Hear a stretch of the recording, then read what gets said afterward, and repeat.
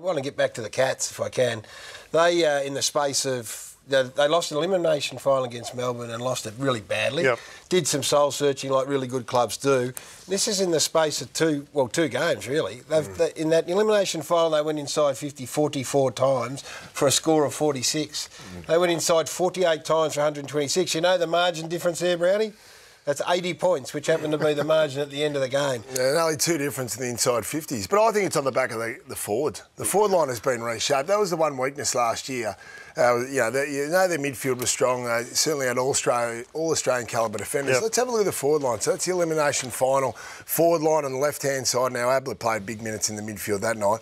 Now, on the right-hand side's obviously on the weekend. 5 changes of personnel there to the forward line. He's completely revamped. It's not one-dimensional anymore, so relying on Tom Hawkins. And it also allows them, all those forwards, to take the forward stoppages. It allows then the midfielders and the defenders to set up that wall. And their forward half pressure, Jared, was unbelievable. It was off the charts. They were able to create a lot of forward half turnovers. When they got it inside 50, they didn't let it out. Well, that's the sustainable recipe for premiership victories, Roosie. And it's something that I think that Chris Scott has analysed, and he's made some bold decisions. But I guess it's the question mark that we're looking at Melbourne at the present time. I mean, Melbourne were really poor in the contested ball. That was their DNA. But after quarter time, they got that back. They got their territory game back, but they just couldn't score. But we've seen this before. Yeah, it's interesting. I mean, the similarities between round 1 last year, ironically, against Geelong. Now, there's some reasons behind. I mean, they didn't have a great pre-season, a lot of injuries. But if you look at that, and I remember going to that game last year, and it was very similar. Their inability to connect to their forward line, their defence was exposed. They got too high up the ground. So you can see statistically, and I think we do know they're a little bit underdone, so we give them a little bit of a mulligan. Yep. The problem was the contested ball in the first quarter. I think you mentioned it. They were really poor in that. What they were able to do last year is play Max Gawn back half. We saw that. So I think they have got a recipe to fix that. It's just probably surprising it's happened again so early, Gary, in the season, given it happened early last year. Yeah, and let's not gloss over that. I mean, that was their worst, the second worst ground ball team inside 50 in round 2. So the way they went in there has to be addressed really quickly. But the contested footy, that contested ball is what they hung their hat on. They were the best They were an animalistic team last year. Really poor in the end in round 1, so what we want is a response. And we'll talk about Essendon in a moment for a response. They've come in at quarter time, 22 down on contested footy. Yeah. But what I liked about it is that they fixed it. Now, a lot of people are poo-hooing stats by saying they went in 72 times and so forth. Therefore, what do the stats mean? It's absolute rubbish. But what it does tell you, the stats, it gives you an idea about the story and what they needed to fix. Well, they fixed their contested ball after quarter time. They fixed their territory game. But now what they've got to do is, OK, we're getting it in, what's going wrong? We didn't hit the targets up, so they've got to retain it. Didn't go in deep enough, Jared. Didn't go in deep enough, so there's decision-making. So if you don't go in deep enough, then your small forwards, who are supposed to be dropping the ball, ground ball players, don't know where to go. So if you're up 30, 35 metres out, Brownie, and the ball's coming in and you're bombing, you know, and it's just coming inside 50, your small forwards are really hard. Well, maybe they've got to put some small forwards back into that side, Gary. I mean, I think Spargo's a selection. Maybe Jeppy's got to go in. Hannon's been a loss as well. Yeah. Kevin Bartlett would have struggled to crumb that footy on the weekend if you don't know where it's going. I mean, they've got to get a bit more... The thing about, we know about the Geelong defenders. They like to lag off the back a little, drop off. And Geelong have been very diligent as a midfield group as well, getting back to support defence. So there was a lot of re-entries there. So the defence was really heavily blocked up. So it is an area of improvement for the Dogs. You made some headlines last week, Brownie, you and mate over there, with there might have been no generals at the Bombers. Yeah, that's right. He's wore the white shirt. He's surrendered this week. So, but no, I think probably the weekend showed that they are lacking some generals there. I can't believe, boys, you commentated the game, Roosie and Gaz. Their first 40 minutes was deplorable. You know, you think they just seem to be caught in a funk, a malaise. I don't know what it is, but their actions just didn't show it like a team of playing with urgent football. Get back to your response situation. Roosie and I had a chat with the coach, Johnny Warsfield, before, and before we went on air, and he was really confident that they were ready to go. I'm confident that they're on. Yeah, I don't need to wait for the game to start. I know they're going to go out and give it everything, play the way that they want to play in this game. And then we saw stuff unfold, which you just would then go back to Woosher and ask him again and say, well, you know, you were so confident. And one of those things was this farcical situation in the first quarter, Roosie, where you see both Langford and Guelphy run off the ground and just left the footy. Now, if it wasn't as serious as it is, you just think that's the funniest thing you've ever seen. Something visceral about the way they're playing. It defies logic at the present time. They're not playing what's in front of them, Jared. They're not, and I think it's across the board. They're not playing the ball as it presents itself. Their mind is, oh, no, this is a bad start, therefore, we're going to get belted again. Dyson Heppel started on the wing. Dylan Shields started on the bench. Are they overthinking tactics, maybe, or probably, game plan? Brownie and Musha said the week before they had a 16-day build-up. Maybe they overthought it, but that to me sort of summed it up a bit. And then we saw them kick it into the back of the head of their own opponent.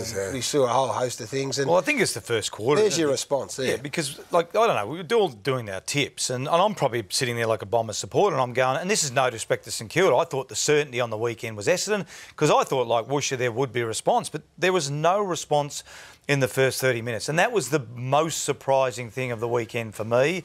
That and again, I think you expect skill errors when a team's a little bit out of form, but you expect a fierce contest. So who are you putting that, who are you going to, right here now, who are you putting the acid on for that?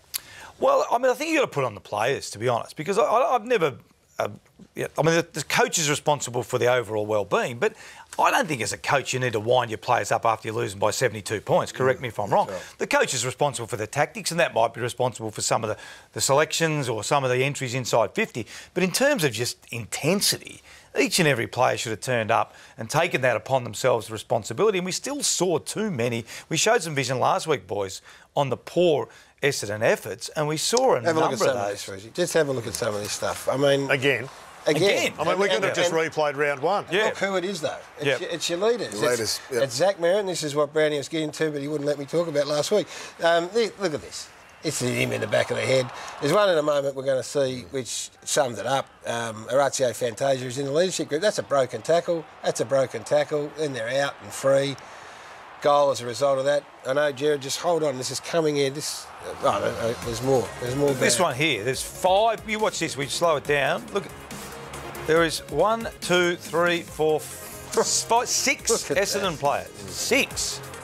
And this ends up in a goal. And that's not tactics. Look at the landing of the mark here. Yep. So this is what I mean about not playing the ball, what's in front of him. Andrew McGrath's showing his head in the air going, oh, how'd that happen? Instead of saying, oh, well, let me deal with the mark first. You know, they've just forgotten about what's in front of them, there. They did turn it around to some degree after half-time, and their attack on the ball was a bit better. It was probably... didn't have much system about it, but at least they attacked it. Now, the beauty of round 3 is we've got some amazing matchups. Essendon play Melbourne. Who are you backing in at the present time to be closer to their best, Brownie?